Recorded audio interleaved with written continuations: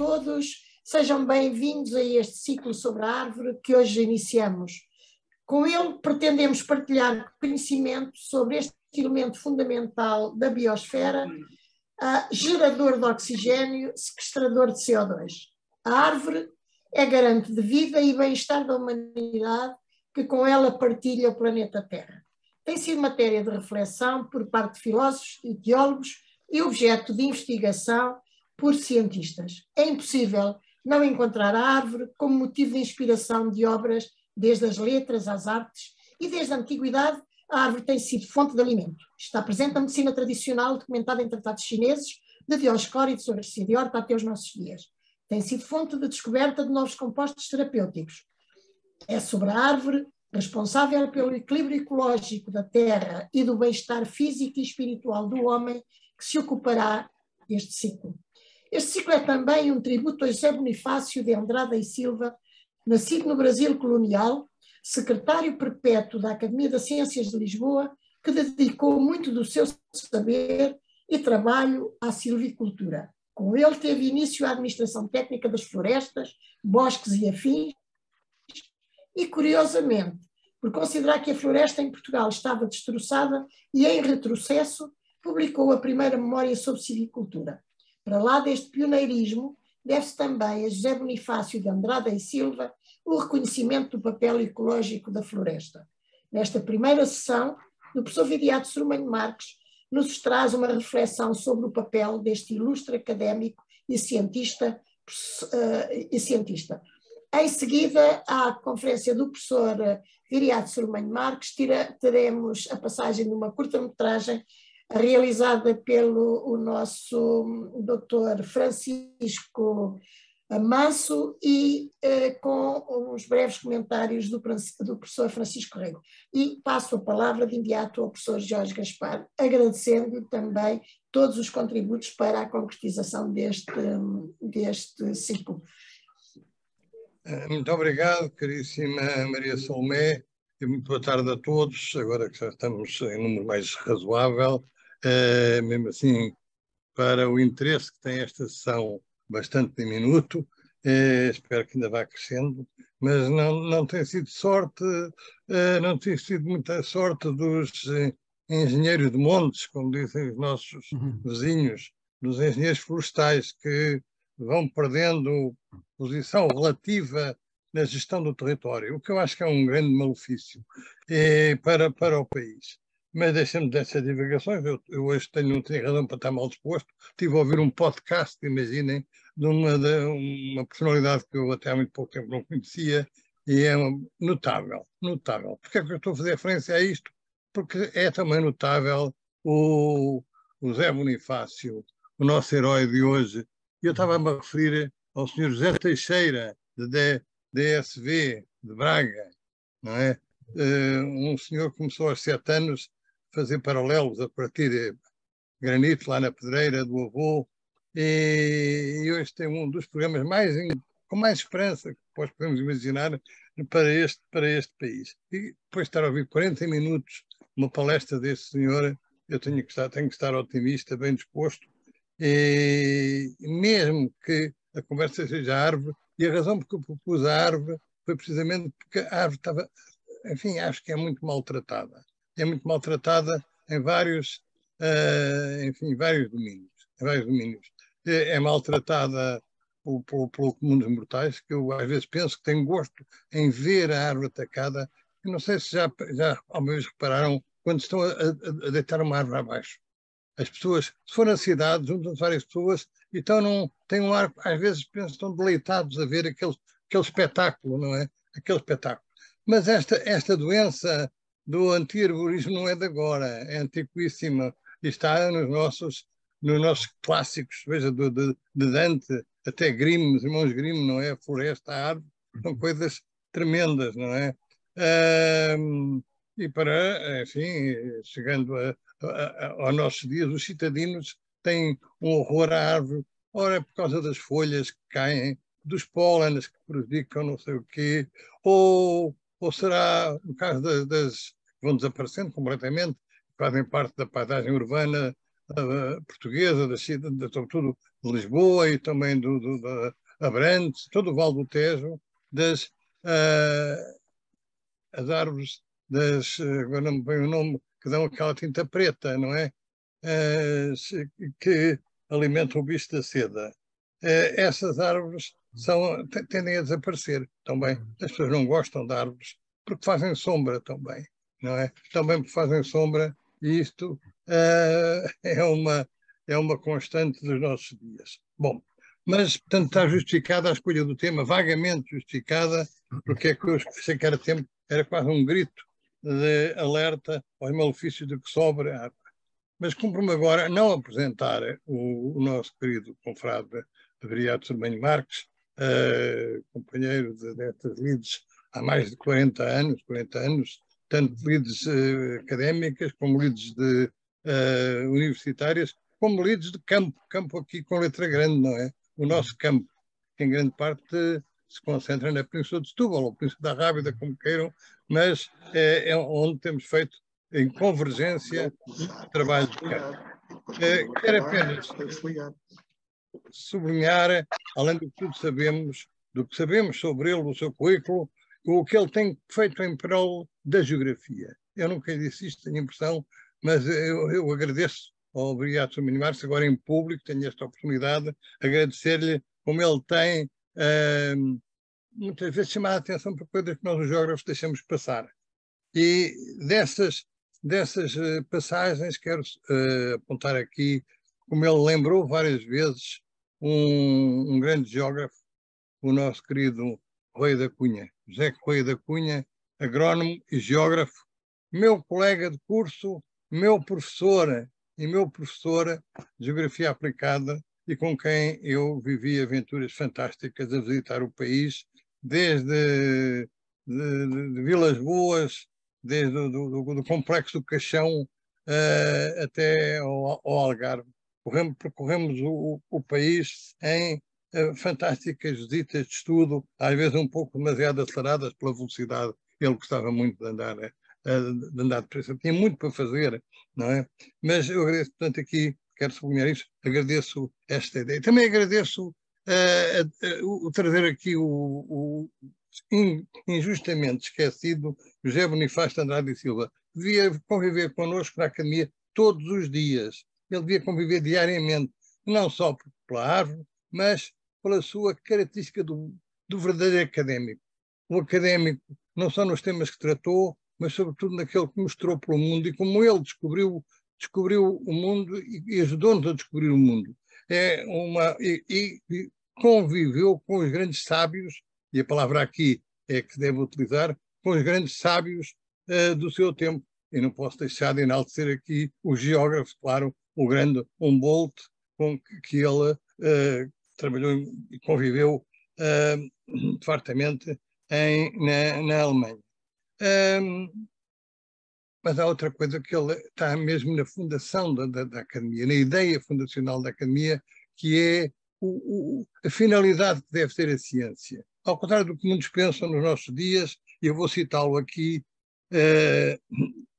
desde que eu comecei a pensar que as ciências eram um emérito fútil quando não se aplicavam ao bem público, não pude deixar de espantar-me vendo o desleixo dos sábios e o pouco caso que faziam do bem público. Isto é muito importante e devia estar sempre presente para os nossos académicos e também temos que ajudar o país. Eu sei que vamos nesse caminho, mas temos andado arredados desta ideia fundacional que certamente que o José Bonifácio comungava com o seu amigo e companheiro, o Duque de Lafões, e por isso ela consta, um resumo disto consta da insígnia da própria Academia, que nós por isso mesmo vamos esquecendo, mas não queria deixar de chamar a atenção para este facto. Também veio a ideia, quando vi este anúncio do conteúdo da palestra que vai ser proferida pelo vereador Torinho Marques, fui reler esta riquíssima memória que já foi tratada e trabalhada pelo nosso orador de hoje, E o que é que eu encontrei? E assim, encontrei mais relações com outros trabalhos da Academia. Ainda recentemente, há um ano e pouco, a Academia fez um colóquio de homenagem, por altura do centenário do Carlos de Oliveira, de homenagem ao Carlos de Oliveira. Pois é, esta memória fez-me lembrar a Finisterra. O tema é o mesmo e da mesma forma é uma conquista do território.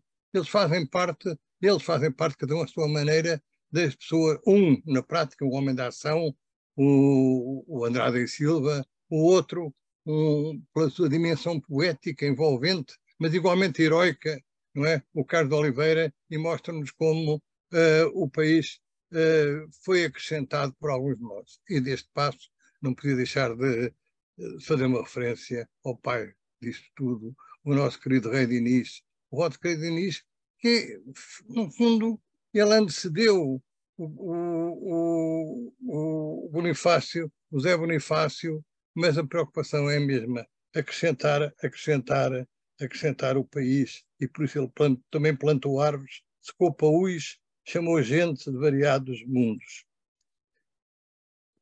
E por aqui me fico. Era isto que eu vos queria dizer e, mais uma vez, esperar que este seja um princípio de uma intervenção da Academia neste domínio, eu não diria só de proteção da árvore, neste domínio de exaltação, de valorização do elemento arbóreo, na economia, na paisagem, na literatura e, de sobremaneira, na poesia, como nos mostrou tão bem, mais uma vez, o Carlos Oliveira. Muito obrigado, fui talvez um pouco longe demais, mas tinha aqui uns apontamentos e passo a palavra de imediato ao queridíssimo Viriato Germano Marques. Muito obrigado. Conseguem ouvir-me todos. É um grande prazer estar aqui. O convite permite-me estar aqui convosco e queria agradecer, evidentemente, à professora Salomé Paes, ao professor Jorge Gaspar, à Academia das Ciências de Lisboa. Tenho um grande prazer em poder dar este contributo. Enfim, nem sempre é possível. A Academia tem uma atividade associativa muito forte. Eu fico sempre com um sentimento de culpa quando não participo nas reuniões, mas assim estou, de certa forma, a compensar um pouco essa não participação em algumas reuniões. Esta iniciativa é, a todos os títulos, importante. José Bonifácio de Andrade e Silva é uma grande figura em muitos domínios e recordá-lo e pensar com ele e aprender com ele numa altura em que estamos a comemorar os 200 anos, dizemos que é da independência, mas na verdade o Brasil já era um reino em 1815. Portanto, digamos, um afastamento temporário do Brasil em relação a Portugal, numa altura em que há muitos sinais de que Portugal e o Brasil se podem encontrar em torno de questões, nomeadamente das questões que Bonifácio de Andrade e Silva lutou. É neste momento enfim, há sinais muito positivos de que no plano internacional Portugal e o Brasil possam, de certa forma, pegar nas bandeiras do Bonifácio de Andrade e Silva. O meu objetivo é fazer, de facto, uma introdução moderada no tempo, mas com informação suficiente para que vos deixe matéria de reflexão. E para esse efeito, vou partilhar convosco uma apresentação. Conseguem ver bem? Conseguem ver bem? Ok, muito bem. Este é o título que lhe dei. A floresta na economia da natureza e na antecipação da ecologia.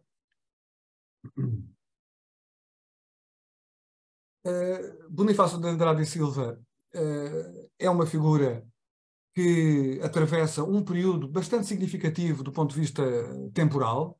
Ele viveu 74 anos de vida muito ativa, muito acima da esperança de vida no século XVIII e mesmo no século XIX. Uma vida muito intensa, que se traduziu no que diz respeito à nossa conferência de hoje, na produção de uma memória, em 1815, sobre política florestal. Essa memória foi objeto, há cerca de 4 anos, 5 anos, de uma republicação.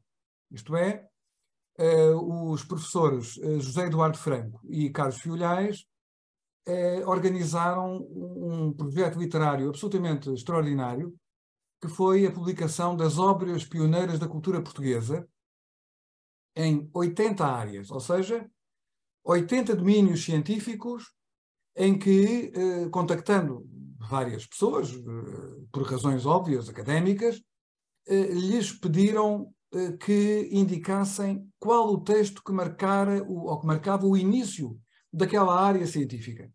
A mim pediram qual era o texto que eu considerava marcante para a entrada, digamos assim, dos estudos ecológicos no pensamento português. E eu não hesitei, imediatamente disse 1815, a memória de Bonifácio de Andrade e Silva à Academia Academia Real de Ciências de Lisboa. E, para esse efeito, o projeto das obras pioneiras contém 30 volumes.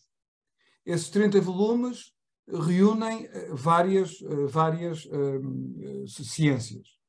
E, dando razão ao professor Gaspar, Jorge Gaspar, o Bonifácio vai surgir ecologia juntamente com a geografia. Portanto, estamos no volume 6º dos 30 volumes. E, de facto, o parentesco é óbvio. Este é o título inicial. Quem quiser, existe um pequeno link da apresentação deste projeto literário.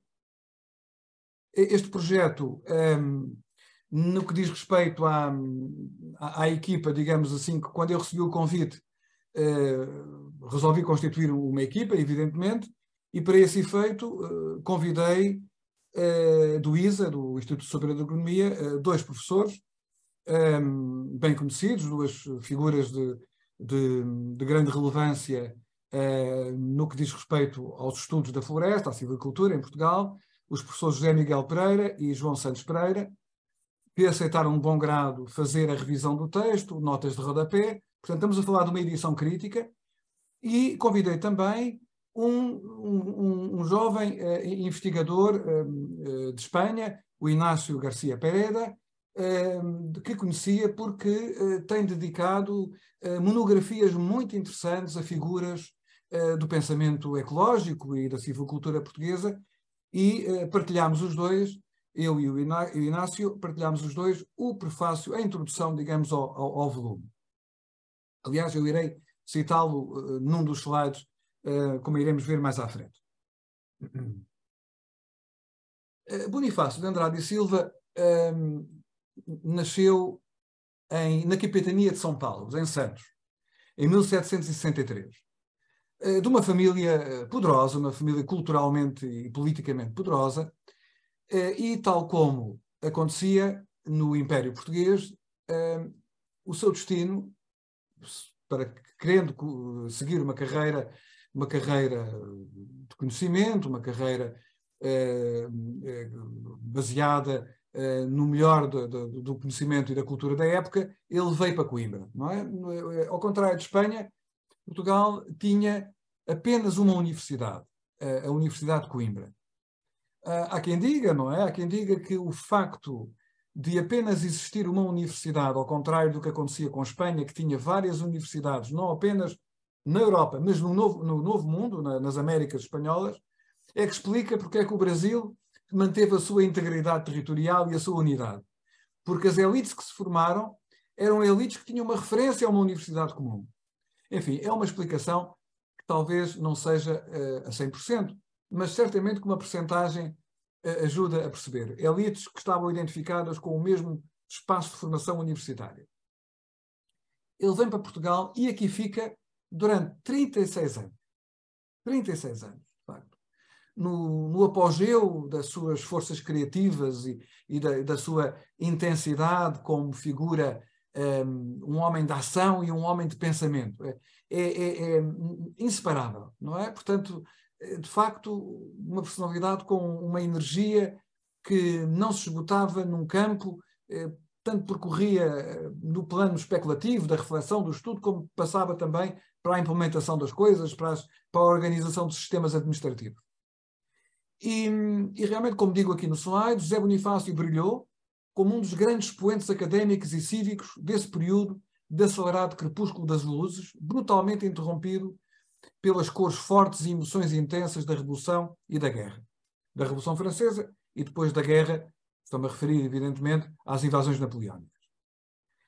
Ele regressa ao Brasil em 1819 e até à sua morte em 1838, José Bonifácio foi um dos obreiros incontornáveis numa tarefa percorrida por riscos, tribulações e incompreensões do novo e gigantesco país independente, de tal modo que é comumente designado pelos brasileiros como o Patriarca da Independência. Aliás, este título tornou-se oficial em 2018. Tornou-se oficial. Ele é o Patriarca da Independência do Brasil.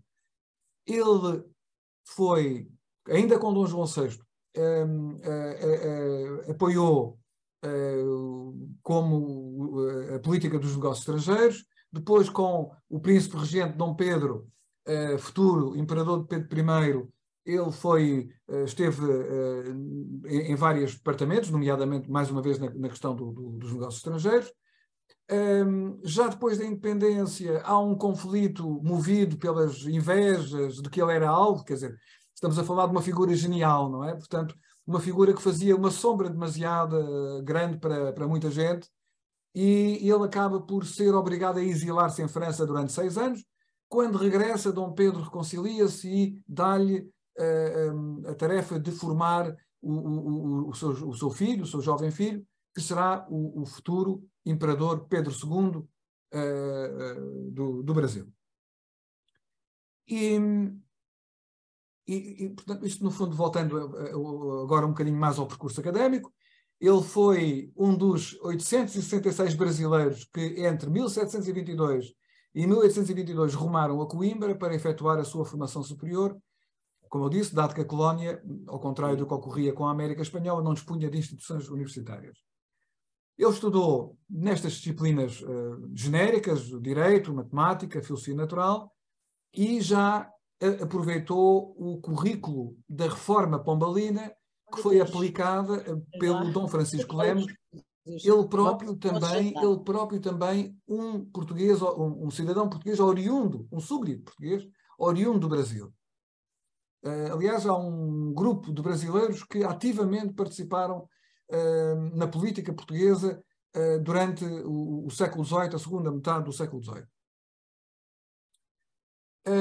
Em 1789, Bonifácio entra na Academia Real das Ciências de Lisboa, tendo logo, em 1790, publicado um estudo sobre a indústria baleeira, onde percebemos imediatamente a sua compreensão da fragilidade dos ecossistemas, antes mesmo do conceito existir. É um texto muito interessante em que Bonifácio, vamos chamar-lhe assim para abreviarmos as designações, Bonifácio vai alertar para os riscos biológicos do excesso de captura de fêmeas. Portanto, com tudo isto com muita referência à informação, a dados estatísticos, enfim, àquilo que era a recolha da informação na época. Um aspecto interessante e tem a ver também com algo que o professor Jorge Gaspar já disse e com o qual concordo inteiramente. Uma figura destas, numa situação normal, já deveria ter obras completas. Ele não tem, de facto. Existe uma edição online de obras facsímile, geridas pelos brasileiros, não é? Mas, de facto, falta-nos uma edição crítica. Bom, nós também sabemos que o padre António Vieira demorou de séculos, não é? Até que, finalmente, em 2014, nós tivéssemos feito a publicação das obras completas do padre António Vieira. Quem sabe se, dentro de alguns anos, teremos uma iniciativa luso-brasileira para publicarmos as obras deste homem que, de facto, é das duas pátrias. Foi também nesse ano, 1790, que Bonifácio iniciou o período mais intenso de formação da sua vida. Com o apoio financeiro de Dona Maria I, Bonifácio irá iniciar uma década de intensas viagens de estudo e trabalho pela Europa, com a missão de recolher a última palavra do conhecimento em múltiplas áreas do saber, mas sobretudo na química, na mineralogia, na metalurgia, sem esquecer a silvicultura. Aliás, o documentário do realizador Francisco Manso que iremos ver a seguir, mostra perfeitamente isso, ou seja, que ele andou em todos estes domínios, ele encontrou gente, a gente mais relevante, e de facto ele aproveitou também para se associar, ou seja, em todos estes países, seja em França, seja na Suécia, seja na Prússia, ele efetuou conferências, ele foi convidado para ser membro dessas academias. A edição original da memória tinha o nome dele e depois tinha um conjunto de sociedades científicas a que ele pertencia, que iam decrescendo em tamanho de letra, e depois terminava com um etc, não é? Portanto, ou seja, não cabia, não é? Eram muitas, praticamente as grandes sociedades científicas europeias, ele era membro com obra apresentada, conferências, comunicações. As viagens filosóficas são uma tendência da Europa do século XVIII. Todos nós conhecemos o Bougainville, ou o Capitão Cook, ou o Georg Foster, no caso da Alemanha, e no caso português, estas viagens ficam-se muito a dever a Domenico Vandelli. Não é? Domenico Vandelli, mais um dos contratados, não é? Portanto, para a Universidade de Coimbra, e que Bonifácio conheceu nessa universidade. Ele teve um papel muito relevante na organização de longas expedições científicas destinadas a desbravar para o conhecimento dos mais longínquos cantos do Império. Eu destacava aqui as principais. O Alexandre Rodrigues, com estudos no Brasil entre 1783 e 1792. O Manuel Galvão da Silva, que trabalhou em Moçambique também durante uma década. O José Joaquim da Silva trabalhou em Angola durante um gigantesco período. O José da Silva Feijó, que fez estudos em Cabo Verde. E, evidentemente, o Bonifácio de Andrade e Silva, que fez uma expedição diferente, foi uma expedição na Europa, com objetivos estratégicos diferentes. E também recordar outro confrade, outro membro da Academia das Ciências de Lisboa, o Abade Correia da Serra, que desempenhou importantes missões como embaixador nos Estados Unidos, foi o nosso primeiro embaixador, e que contactou com o Thomas Jefferson, os presidentes Jefferson e Madison, de quem era, aliás, amigo. Para quem queira aprofundar mais esta dimensão das viagens naturalistas, eu recomendava uma publicação de um professor da Universidade de Nova Iorque, William G. Simon, Scientific Expeditions in the Portuguese Overseas Territories, que foi publicado em 83 pelo Instituto de Investigação Científica Tropical. E também chama a atenção, no caso do Alexandre Ferreira, para esta obra, Viagem Filosófica pelas Capitanias do Grão-Pará, Rio Negro, Mato Grosso e Cuiabá, que foram republicadas em Manaus em 2008. O que é que pretendia José Bonifácio? Contudo, a tarefa de José Bonifácio, a sua viagem, era de âmbito bem diferente. Tratava-se de empreender uma atualização intensiva de conhecimentos, extrair para a Academia e Universidade portuguesas as melhores e mais avançadas boas práticas, tanto na investigação como no ensino, tanto na teoria como na aplicação prática. Uma missão de múltiplos objetivos, da geologia, engenharia de minas até à silvicultura, mas convergentes objetivos, que levam Bonifácio à França, à Prússia, à Áustria, à Suécia, à Noruega, aos Países Baixos, à Turquia, à Grã-Bretanha. Pelo caminho, Bonifácio é um verdadeiro embaixador da cultura científica lusófona, faz conferências, publica estudos, torna-se por mérito próprio membro das mais prestigiadas academias científicas do velho continente. Estabelece uma rede extraordinária de contactos com figuras de primeira grandeza. O Alexander von Humboldt, com as datas do nascimento e de morte, Werner e Alessandro Volta, entre outros. Olha, carreguei aqui em qualquer coisa.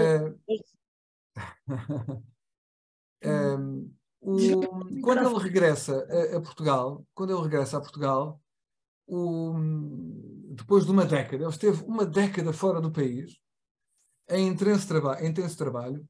Essa bolsa de 10 anos de investigação vai ser paga com esforço, com trabalho. Ele uma figura que foi muito importante na sua vida, o ministro Dom Rodrigo de Sousa Coutinho, que descobre imediatamente o gênio que tinha à sua frente, vai usá-lo e abusá-lo, não é? Portanto, ele chegou a ter mais de uma dezena de cargos e de funções, sendo a maioria delas sem qualquer remuneração. Portanto, era um daqueles voluntaristas que trabalhava para o bem comum, sem precisar de outra recompensa do que a satisfação do dever cumprido. Como professor na Cátedra de Metalurgia da Universidade de Coimbra, mas também como perito e administrador. Portanto, como eu disse, os mais atentos e esclarecidos membros do governo, como era o caso de Sousa Coutinho. Sousa Coutinho depois abandona Portugal, ele vai com com o futuro Dom João VI, ou ainda o príncipe regente, vai com Dom João VI para o Brasil, com a coroa, a fugir da França napoleónica, e depois morre no Rio de Janeiro, em 1812. Portanto,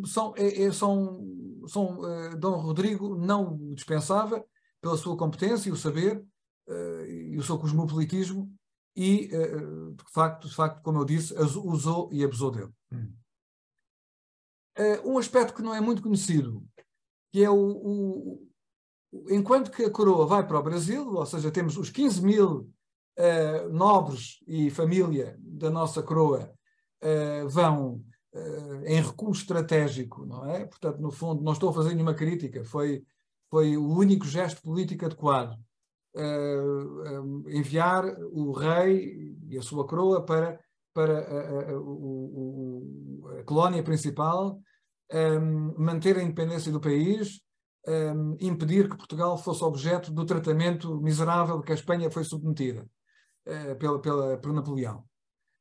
Todavia, isto só aumenta o valor do Bonifácio. O valor como neste caso, como a coragem, a virtude da coragem. Ele ficou em Coimbra. Ele integrou o corpo de voluntários académicos.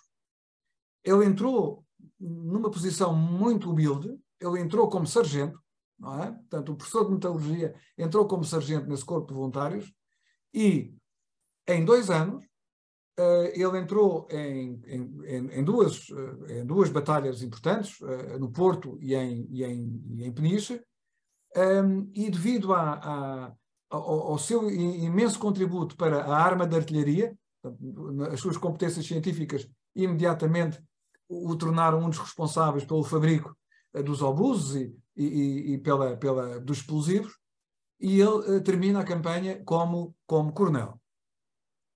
Como tenente-coronel, perdão. Quando regressa ao Brasil, até 1819, ano que assinala o termo da sua longa permanência em Portugal e o seu regresso ao Brasil, Bonifácio permaneceu fiel a uma visão patrioticamente portuguesa dos assuntos dos 2 reinos lusófonos. O Brasil ascendeu à categoria de reino em 1815. Eu explico o que quero dizer com isto.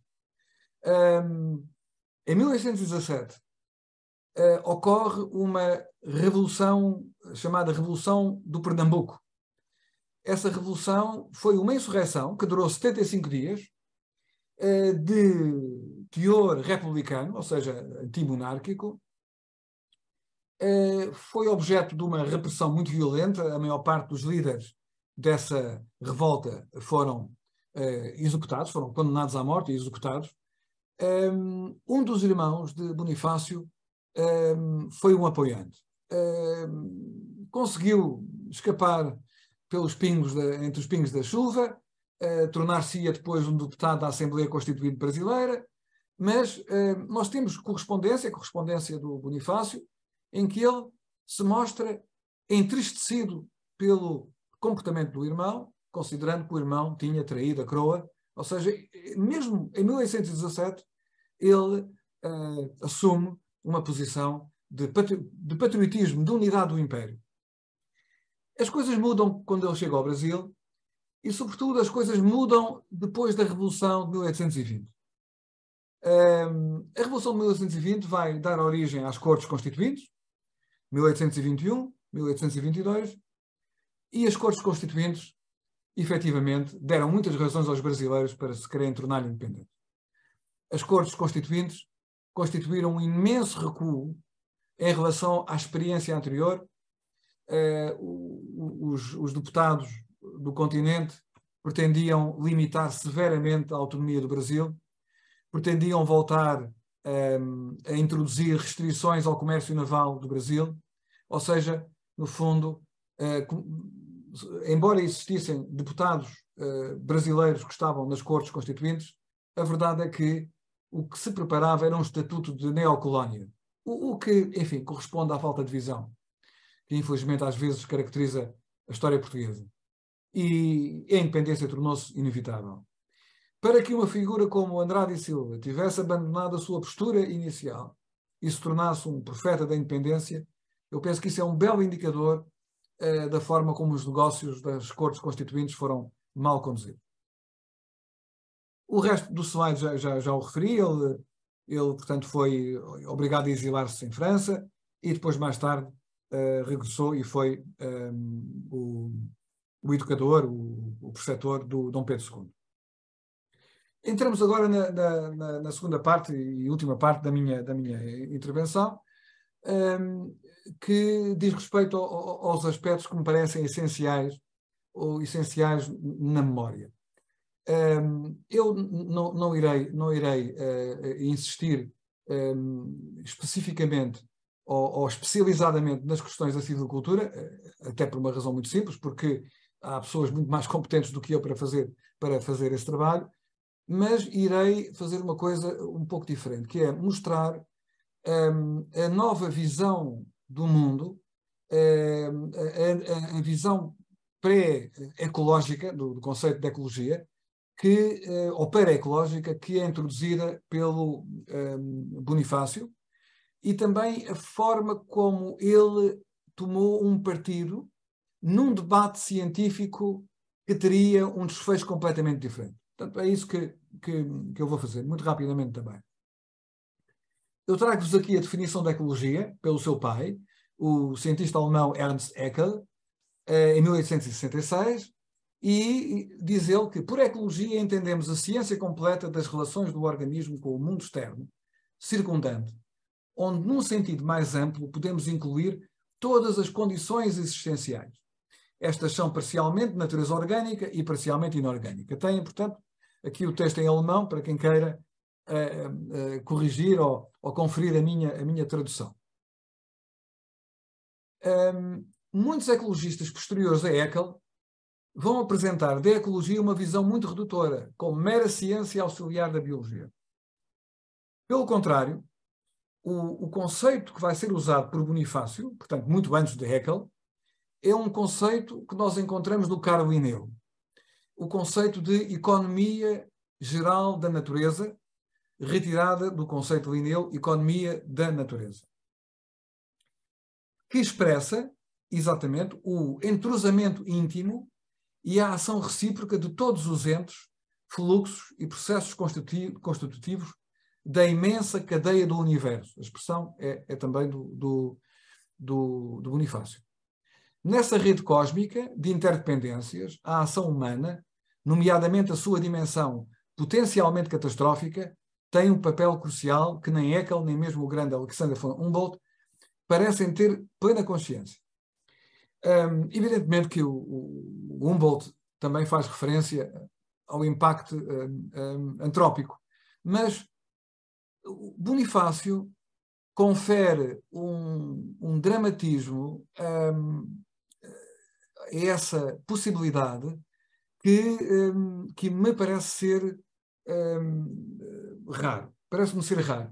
E parece-me corresponder mais a alguns autores franceses e ingleses que ele eventualmente terá conhecido ou terá lido, e também, sobretudo, à sua própria visão. Ou seja, é um contributo importante que ele refere.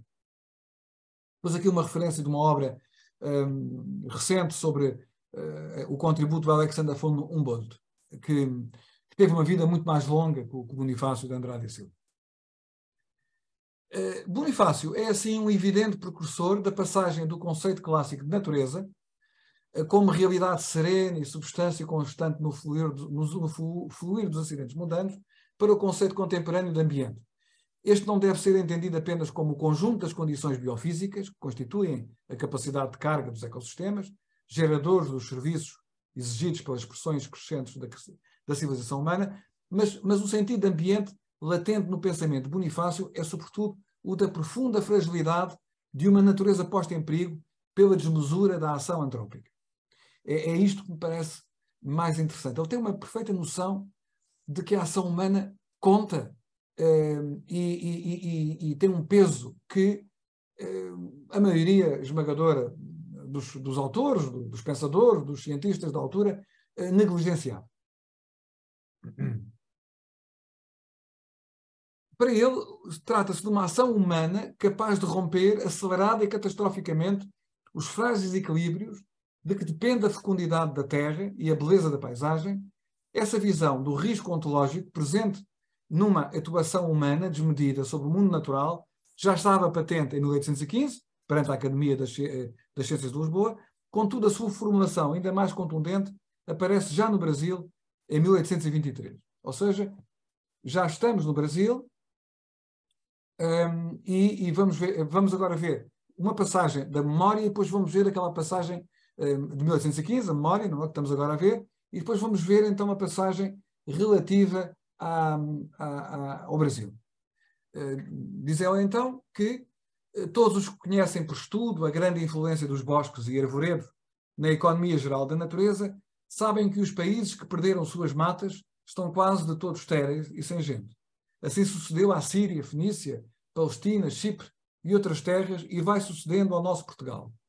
Eram imensas as matas, mas com o andar dos séculos, esses ricos tesouros com que nos tinha dotado a mão liberal da natureza foram diminuindo e acabando pelo aumento da população e da agricultura, e muito mais pela indolência, egoísmo e luxo desenfreado de necessidades fictícias que destruíam num dia a obra de muitos séculos. É já tempo de acordarmos de tão profundo sono e de refletirmos seriamente nos males de que sofre Portugal pela falta de matas e arvoredos. Não é? Este digamos, um alerta que nós encontramos. É um alerta que certamente ele encontrou em França também. Por exemplo, em França, em 1792, ele esteve em França no período da Revolução Francesa e em 1792 há uma discussão na Convenção sobre a venda, a privatização das matas nacionais e ergue-se uma figura que certamente ele terá conhecido, ao mesmo tempo não era um académico, mas era de facto uma figura que é considerada como o pai da ecologia em França, chamado François-Antoine Roche, que em 1792 ele se levantou contra essa possibilidade usando o seguinte argumento, e vou ler. Les forêts ont une influence visible sur l'harmonie des éléments. As florestas têm uma influência visível sobre a harmonia dos elementos. Les animaux qu'elles abritent, qu'elles conservent, les nuages qu'elles attirent, les sources qu'elles fécondent, les rivières qu'elles alimentent. No fundo, os animais que elas abrigam e que elas conservam, as nuvens que elas atraem, as fontes que elas fecundam, os rios que elas alimentam. No fundo, as florestas apareciam como um fator de equilíbrio ecológico e climático. É um aspecto muito interessante, que também já está aqui, os aspectos climáticos, que aparecem muito associados à floresta. No Brasil, numa intervenção que ele fez no âmbito da Assembleia Geral Constituinte Legislativa do Império do Brasil, ele afirmou o seguinte: nossos montes e encostas vão se escalvando diariamente, e com o andar do tempo faltarão as chuvas fecundantes, vejam a sintonia, que favoreçam a vegetação e alimentem nossas fontes e rios, sem o que o nosso belo Brasil, em menos de 2 séculos, ficará reduzido aos páramos e desertos áridos da Líbia. Virá então esse dia terrível e fatal, em que a ultrajada natureza se ache vingada de tantos erros e crimes cometidos. Esta afirmação há 200 anos, hoje já não é profético. Isto é o que está a acontecer, não é? Hoje em dia, a grande bacia da Amazónia está na iminência, não é? Se continuarmos por mais 2 décadas assim como estamos, de se transformar no começo de uma grande savana. Não é? Portanto, há muitos estudos científicos que mostram que podemos chegar ao final deste século sem a Amazónia com uma savana. Não é? Portanto, mas vejam a agudeza do espírito, a visão de longo prazo que este homem tinha. E, infelizmente, o olhar certeiro, infelizmente demasiado certeiro. A memória possui 2 tipos de... Agora estou a citar um contributo do meu colega de prefácio, o Ignácio Garcia Pereda, que diz a dado passo o seguinte: a memória possui 2 tipos de influências muito diferentes. Por um lado, o autor mostra um conhecimento forte dos clássicos agronómicos da antiguidade, como Plínio, Columela ou Cícero. Por outro lado, alguns dos melhores naturalistas do seu tempo são citados, como o próprio Burgsdorf, que era prussiano, do Brandemburgo, não é? da Prússia. Jean-Antoine Chaptal, 1756-1832, para a enologia. E Duhamel de Monceau, para a civicultura. Duhamel de Monceau é não apenas o fundador da civicultura em França, como é também um homem que tem um livro extraordinário sobre pescas, em que ele faz uma condenação das pescas de arrasto. Eu, por acaso, fiquei admirado, porque pensava que as redes de arrasto eram uma coisa mais moderna, mas não. No final do século XVIII já existiam redes de arrasto que eram já bastante destrutivas. Nada comparado com o que temos hoje, não é? E continua o Ignácio Garcia Pereda. Uma parte pequena das sementeiras tentadas, nomeadamente a de Lavres ao sul da Figueira da Foz, chegou a ter algum sucesso. Estamos, assim, ante o primeiro caso de aplicação posterior das ciências e técnicas florestais desenvolvidas na Alemanha no século XVIII, na Península Ibérica. Não é? Foi a primeira vez. E depois também a referência que é feita ao Cícero. Não é? Porquê é que as coisas não avançaram? As coisas não avançaram por 2 razões principais. Primeiro, porque é extremamente difícil que as reformas profundas avancem no nosso país. Não é? Portanto, há uma espécie de inércia histórica. Por outro lado, temos uma desculpa muito importante, que foram as invasões francesas. Não é? As invasões francesas foram um terremoto na vida do país, foram, digamos, uma regressão imensa. O país esteve em pé de guerra durante muito tempo, as destruições foram gigantescas. Bonifácio identifica os 3 grandes ingredientes, eu estou a aproximar-me do fim, que irão percorrer as modernas políticas ambientais. Isto é um pouco a minha tese de que ele, de facto, é também, não é apenas alguém que lança os fundamentos de uma política de florestas, ele é também alguém que lança os princípios de uma política ambiental que só surgiria muito depois. Esses 3 elementos fundamentais são os seguintes: reconhecer a fragilidade e os limites dos equilíbrios naturais, sem isso não há política de ambiente; integrar o conhecimento intensivo das leis naturais nas atividades económicas para que o uso humano das matérias-primas e outros recursos naturais não se transforme em abuso, conduzindo a uma predação com consequências trágicas sobre a natureza e as gerações futuras. Isto aqui também deveria ser uma condição, mas infelizmente nós continuamos a viver tentando adaptar a natureza aos nossos caprichos e não os nossos caprichos aos limites da natureza. E a terceira condição, o papel indispensável do Estado e de novas instituições públicas a serem criadas para uma correta adequação entre o uso dos recursos e a proteção dos ecossistemas onde eles são gerados. A ideia de que podemos resolver a política de ambiente através de mecanismos de mercado é uma ideia tola e não encontramos isso no Bonifácio. O Bonifácio nunca sofreu desse problema. Na resolução dos problemas florestais que a memória de 1815 procura resolver com clareza e profundidade sistemáticas, encontra-se o embrião de uma contemporânea política de ambiente e ordenamento do território, uma política intensiva em conhecimento e ambiciosa no alcance estratégico. Uma política mais atenta aos factos do que às crenças, respeitadora da tradição, mas obediente apenas ao espírito crítico. E termino com um exemplo que me parece notável. Um bom exemplo desse exercício, caracterizado pelo primado da racionalidade crítica, está patente num modo elegante como Bonifácio vai invalidar os valores exorbitantes da população portuguesa na época romana, apresentados pela historiografia mitologicamente patriótica de Frei Bernardo de Brito. No fundo, estou a falar da monarquia lusitana, dos 8 volumes da monarquia lusitana de Alcobaça, que foram, no fundo, escritos no período filipino e que, de certa forma, traçam uma ideia totalmente idealizada do passado de Portugal, do passado no período romano, no período pré-romano também, que talvez fossem uma forma indireta de resistência, não é? Contra a dinastia filipina. O Alexandre Herculano vai fazer mais tarde uma refutação, não é? Mas o Alexandre Herculano vem depois do Bonifácio de Andrade e Silva, não é? Portanto, antes do Alexandre Herculano, o Bonifácio vai fazer uma demonstração de que isso era impossível, não é? Ou seja, o Frei Bernardo de Brito falava em 20 milhões de habitantes. Imaginem, no tempo romano haveria 20 milhões de habitantes. Isto para dizer que o país tinha uma agricultura, o país, a área do que era a Lusitânia, tinha uma agricultura pujante para alimentar 20 milhões de pessoas. E o Bonifácio faz umas contas extraordinárias, não é?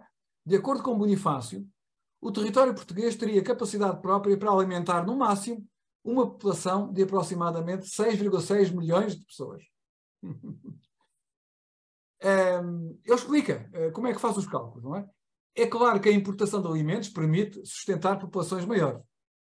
Mas num horizonte de estrita autonomia agrícola, o território de Portugal não permitiria dar credibilidade às fantasias de 20 milhões de habitantes no período romano, sustentadas pelo piedoso clérigo.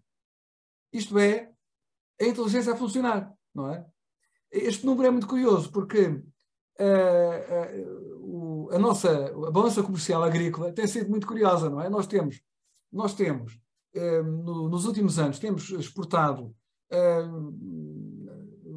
à volta de 3 milhões 3 mil milhões de euros de produtos agrícolas e temos importado 6 mil milhões. Portanto, no fundo, isto bate um bocadinho certo, quer dizer, ou seja, no fundo, nós temos aqui, digamos, um terço da população portuguesa já está a depender das importações, a depender do comércio externo, não é? E para terminarmos mesmo, só algumas conclusões. Andrade e Silva, primeira conclusão, Andrade e Silva pertence a uma corrente científica que delineou a Torró, resiste à leitura mecanicista da natureza.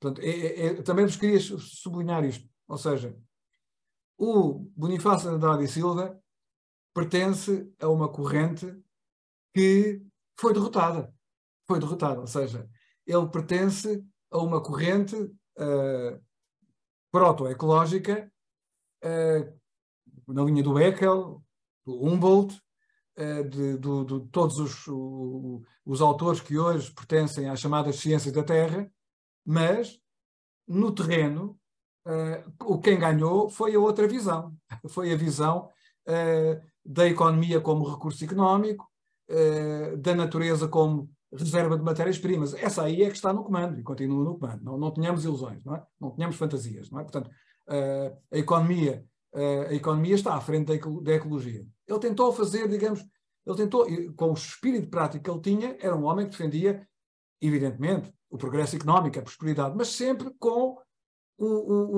a cadeia de comando na ciência e no respeito pelos limites de uma natureza que ele considerava que não era um armazém de matérias-primas, era uma coisa mais fina. Não é? Segunda tese, a economia da natureza de Linneu e muitos outros autores antecipa a noção de ecossistema nas interdependências entre os seus elementos orgânicos e inorgânicos. Isto é absolutamente, está patente de forma muito clara no Bonifácio. Terceira tese, ou conclusão. As florestas como elemento-chave dessa economia, que antecipa a ecologia, sinalizam a fragilidade da Terra como uma totalidade viva. A destrutiva ação antrópica antecipa a noção de antropoceno, ou seja, vivemos hoje, é a designação que neste momento se tornou corrente no antropoceno, salientando como a nossa espécie, através da sua ação, se tornou no elemento determinante do futuro do planeta. Ora, de alguma forma, este encontro entre o tempo histórico e o tempo geológico já se encontra prefaciado na visão do mundo de Bonifácio. Quarta tese. A ação humana deve basear-se num autoconhecimento dos nossos limites e da natureza, traduzindo-se em políticas públicas de prevenção e redução de danos. E, finalmente, a última tese, a Terra vista como um sistema complexo, ao mesmo tempo orgânico e inorgânico, recupera uma longa tradição de respeito pela complexidade da natureza, que é pioneira, tanto em relação à hipótese de Gaia, James Lovelock e outros, como à recente organização interdisciplinar das ciências do sistema Terra, as Earth System Sciences, de grandes figuras científicas contemporâneas, o falecido Will Stephan, o Johann Rockström, o Hans Joachim Schellnhuber e outros. Não é? Portanto, chamar a atenção para o facto de que, muito embora esta corrente de uma visão rica, complexa da natureza tenha sido derrotada pela lógica do lucro, a lógica do poderio económico, ela nunca foi esmagada. Ela foi derrotada, mas não foi esmagada, não é? Portanto, e se a humanidade tiver alguma possibilidade de sobreviver a si própria, será através do florescimento destas correntes, de que o nosso Bonifácio orgulhosamente faz parte como líder, e que são correntes que hoje, na base da crítica, da luta pela biodiversidade, da luta contra as alterações climáticas, aparecem a ter alguma projeção, pelo menos mediática, pelo menos académica. Claro que, se fizermos as contas, no fim do dia, vemos que a economia continua a ser dominante, não é? Portanto, o mesmo governo que promove medidas para desenvolver modos de produção mais verdes é o mesmo governo que declara que no Alasca se vão abrir poços de petróleo em zonas que foram protegidas pelo presidente Eisenhower, não é? Portanto, quer dizer, os figurões contra os quais a civilização luta estão sempre no seu sítio. A nossa função, seguindo o exemplo dos maiores, como é o caso do Bonifácio, é não desistir de lutar contra ele. Muito obrigado pela vossa atenção. Muito obrigada, professor Viriato Cermanho Marques, por esta tão interessante comunicação que nos traz um conhecimento muito mais aprofundado da obra e do espírito de José Bonifácio de Andrada e Silva e, no fim de contas, que nos revela o pioneirismo deste grande homem no que diz respeito ao respeito pela natureza e que tanto devia ser ouvido quando está do nosso planeta Terra, com as perdas todas e o não olhar crítico para a utilização deste nosso mundo.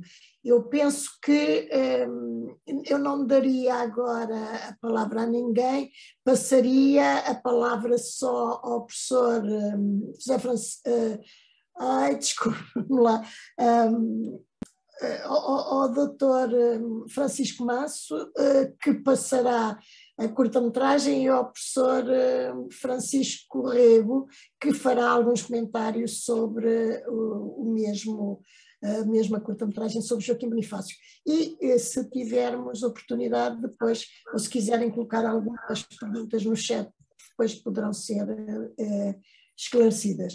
Então, seria a palavra ao professor Francisco Rego. Não estou a vê-lo aqui no quadradinho, mas onde é que está, professor Francisco Rego? Está aqui, já ouvi. Eu julgo que estou aqui num quadradinho, sim. Está bem, não estava a vê-lo. Peço desculpa. Obrigado. Era, no fundo, para dizer, por um lado, é um grande gosto estar aqui, ouvir também esta bela apresentação do professor Viriato Cermanho Marques. Dizer-vos que foi um gosto muito grande. Desculpa, é só desligar o teu... Há aqui um eco, não é? Vou tirar o som. E dizer-vos que eu fiz um percurso pessoal de encontro com José Bonifácio Andrade e Silva muito interessante para mim. Eu comecei por conhecer o José Bonifácio na altura em que, na minha juventude, fazia coleção de selos. E o José Bonifácio aparecia nas coleções de selos do Brasil em variedíssimas vezes e, portanto, era um personagem que eu conhecia da minha coleção de selos do Brasil. Isto nos 12, 13 anos. Quando fui para a universidade, no curso de Engenharia de Silvicultura, ouvi falar do Andrade e Silva como um pioneiro da floresta em Portugal.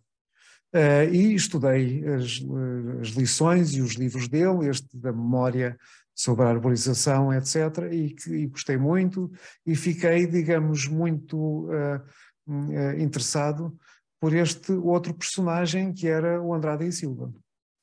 Mas eram duas linhas de raciocínio completamente distintas e só muitos anos mais tarde me vinha a perceber que o José Bonifácio dos selos do Brasil era o mesmo Andrade e Silva do curso de Silvicultura. E, portanto, foi um encontro de duas personagens numa que achei perfeitamente extraordinária. E que me aumentou, digamos, o gosto por este personagem que eu já, digamos, que já tinha nestas duas valências. E depois fiquei a perceber que olhava para colegas de farmácia que diziam, sim, o Andrade e Silva é também um dos pioneiros da farmácia e da mineralogia e da química, e comecei a perceber que havia, de facto, que era um homem extraordinário, que era um homem que tinha um conjunto imenso de valências, entre as quais poesia e, digamos, também do ponto de vista humano, depois das reuniões no Brasil, dançava em cima da mesa e fazia, digamos, os escritos dele do ponto de vista também, se quisermos apanhar outra perspectiva mais humana, são extraordinários e são muito diversificados. E, portanto, eu fiquei, de facto, completamente rendido a este personagem. E nas conversas que tive com o Francisco Manso, ele também já conhecia o personagem, também tinha, digamos, um gosto pelas mesmas facetas variadas que íamos descobrindo, e decidimos fazer esta aposta em conjunto de escrever. Eu escrevi o guião e o Francisco Manso fez a realização, e dirigimos-nos a vários sítios onde ele estudou, com Humboldt na Alemanha, em França e portanto, e depois no Brasil, e foi extraordinário reconhecer também nesses locais a extraordinária figura que era o José Bonifácio. E portanto, aquilo que me parece e que tentámos reproduzir foi, neste documentário de 50 minutos, tentar reproduzir essas várias facetas da melhor maneira que podíamos, com uma luta muito grande entre os dois, porque eu queria pôr tudo.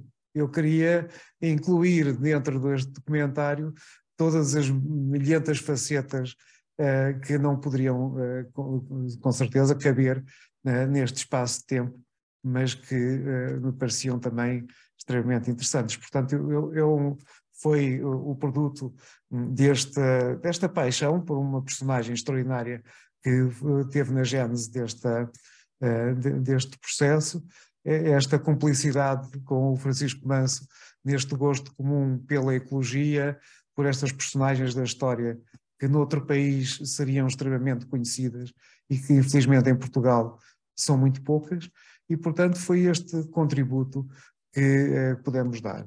O único elemento adicional que eu gostava de acrescentar, do ponto de vista florestal, nós temos ainda imenso a aprender com as abordagens que o José Bonifácio fez.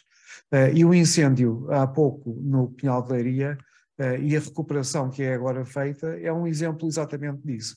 O José Bonifácio, na arborização das dunas, de lavos, fez uma indicação de todas as plantas autóctones, de arbustivas e herbáceas, que poderiam, digamos, iniciar uma sucessão e proteger os pequenos pinheiros para poder, digamos, recuperar esta floresta.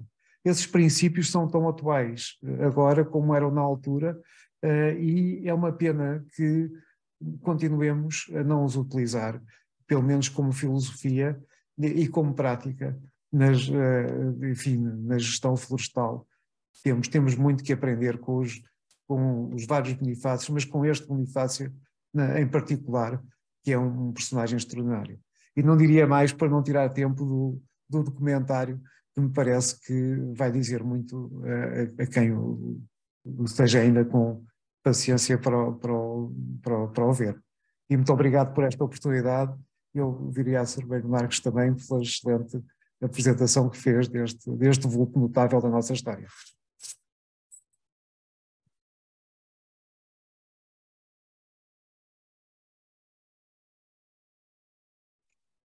Não sei se me estão a ouvir. Já está, Cristina.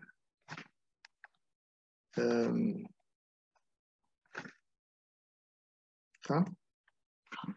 Muito bem. Espero que me estejam a ouvir. Muito boa tarde. Foi um prazer enorme ouvir quer o Viriato, quer o Francisco Rego, duas, enfim, personalidades fantásticas do nosso país, a vários níveis, e queria dizer-vos o seguinte, relativamente à questão do José Bonifácio, este documentário foi feito na altura em que se focava, foi em em que se focava a aceitação de José Bonifácio como secretário perpétuo da Real Academia das Ciências de Lisboa, que é em 1812. E nós estávamos exatamente em 2012 quando realizámos. E foi para mim uma experiência extraordinária, porque, enfim, eu tinha alguma noção de quem tinha sido José Bonifácio, mas não tinha a mínima noção do seu percurso pelo mundo e da importância que teve, porque realmente tivemos em sítios, desde o Jardin des Plantes em Paris, onde ele esteve e trabalhou e conheceu personalidades importantes e relevantes, e ainda por cima num período logo a seguir à Revolução Francesa, estava ainda tudo muito, muito quente em Paris, e tê-lo lá influenciado também em muitos aspectos, é evidente. Depois também a nossa ida a Freiberg, e aquela estadia, e o conhecimento que ele tinha com o Humboldt, estivemos nas minas, e acompanhámos aquele processo todo, e filmámos aí também o que foi absolutamente extraordinário. E depois no Brasil, em São Paulo, e também em Santos, claro, não podia deixar de ser em Santos, a sua terra natal, e depois também em Ipanema, nas minas de Ipanema, no estado de São Paulo. Portanto, digamos que fizemos um périplo pelo mundo, atrás da memória e dos locais onde o José Bonifácio esteve. E eu já tinha tido a percepção clara, quando foi a apresentação depois do filme em Santos e também em São Paulo, nessa altura, que os brasileiros conheciam realmente o Bonifácio como, tal como tinha dito também o Viriato, como o patriarca da independência do Brasil. Mas, na verdade, eles conhecem muito menos o Bonifácio como o cientista. E o cientista, para nós, portugueses, foi muito importante, porque marcou muito aquele final do século XIX, de todas aquelas experiências que o Francisco Rego também já referiu. Na verdade, os brasileiros veem o Bonifácio muito mais como político, não é? Como um homem que teve a influência sobre o Dom Pedro IV para que a independência fosse declarada, o homem que também foi o tutor do futuro imperador, do Dom Pedro II, e apesar daqueles conflitos que houve entre ele e o Dom Pedro IV, ele volta ao Brasil, a convite de Dom Pedro IV, com grande importância, e o José Bonifácio é realmente uma personalidade singular. E foi muito interessante para mim, só para concluir, agora, nestas comemorações dos 200 anos da independência do Brasil, eu fui convidado para poder apresentar o documentário, novamente no Brasil, portanto, primeiro em Brasília, depois em São Paulo e depois no Rio de Janeiro, naquela fantástica, no Real Gabinete de Leitura, Real Gabinete Português de Leitura do Rio de Janeiro. Mas foi muito interessante, porque em Brasília, quem é que estava presente na sessão? Estava um procurador adjunto, o Procurador-Geral Adjunto da República do Brasil, que é exatamente um descendente do José Bonifácio, que é o José Bonifácio Borges de Andrada, que me disse que era, portanto, fazia parte da 6ª geração dos Andradas no Brasil. Bem, ele ficou completamente fascinado com toda esta história, que ele sabia, claro, já sabia muita coisa sobre o seu antepassado, e realmente, de tal maneira que ele fez muita pressão junto ao embaixador de Portugal, o Luís Faro Ramos, que é embaixador de Portugal agora no Brasil, para que o documentário possa ser passado nas escolas no Brasil. Isso, enfim, acho que é importante para nós, é importante que se dê a conhecer uma personalidade que é portuguesa e que é brasileira, e que ele, Procurador-Geral Adjunto, refere isso de uma maneira até muito emotiva, e eu penso que isso é muito interessante. Ele, aliás, até fez um pequeno depoimento que um dia gostaria de poder mostrar, sobre a importância do José Bonifácio e o significado que este documentário tem para os brasileiros, exatamente por mostrar um Bonifácio menos conhecido no Brasil. Portanto, muito obrigado, e também queria agradecer à Academia das Ciências de Lisboa, é evidente, esta possibilidade de mostrarmos o documentário, e espero que possamos vê-lo e no final, eventualmente, responder a algumas perguntas, se for o caso. Muito obrigado.